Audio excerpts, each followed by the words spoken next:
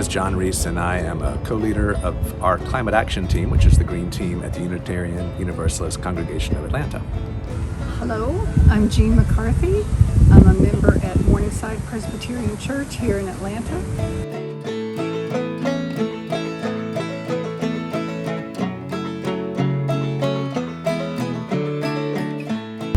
One of the things I'm really proud of with our green team is that we had members who is a part of our capital campaign, I guess, to renovate a church that we purchased, a church property.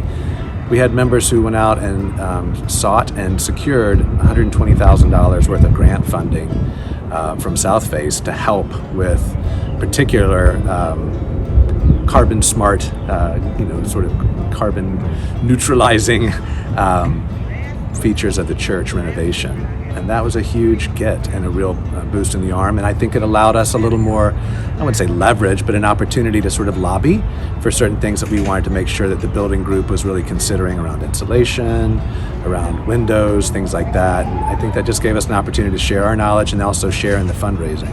One of the things we did, we took a hike to Linfoot Hike in North Georgia. It was intergenerational, and you hike up 5 miles. You get to spend time together in a very eco-friendly lodge and really learn about nature and get to know and enjoy fellowship of others. We've done things like help our energy efficiency in the church, and that's been wonderful, but really appreciating nature and knowing we have to do something about it has made all the difference.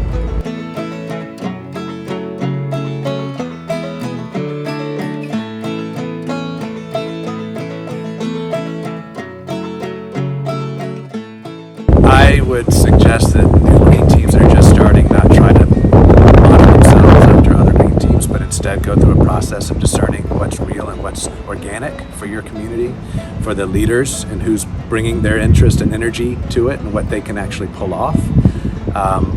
And I wouldn't just say start small, I would say start realistic, start reasonable, but start inspirational. Do the things which are going to make you and your handful of folks really feel good, instead of thinking that you're somehow solving your community's problems or the whole church's problems. Instead, do that which feels good and you can tell is going to sustain your own enthusiasm and hopefully build energy and give you an opportunity to sort of connect with other people that are ultimately going to join you and feel good about what you're doing.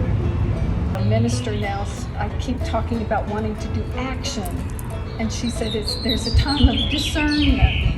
Give yourself a minute to figure out what you really can do. So we've taken a lot of action on the Okefenokee. I don't know if you're aware of the travesty there, but trying to ruin this incredible gift.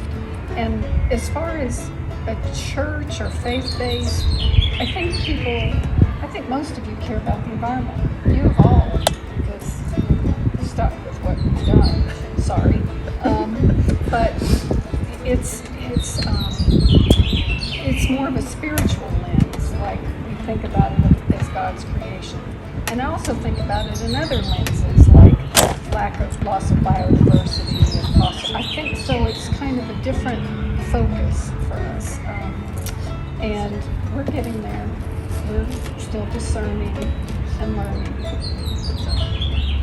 One of the things that does happen when our green teams get together, or when green teams start talking to each other, just like when Agnes Scott gets together with other women's colleges, or when, I was a student newspaper person, when the newspaper gather at our conventions, there's this weird sort of measuring up against each other, like, oh, you're so much bigger, more involved, more members, more metrics of success, and that's such BS. It's like so useless, in my opinion.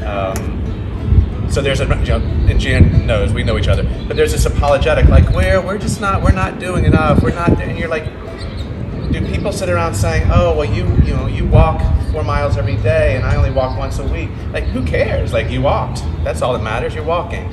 So I think that's one of the things too, is to not use any of these traditional paradigms of like measuring up, because you're doing what feels right, you're doing what feels good, and you're doing what you can pull off with the people you're around. And this church's faith groups are small little communities of folks that have chosen each other. I would say focus on the priorities of the members of your team and establish good relationships. Focus on what's important and don't stress yourselves too much.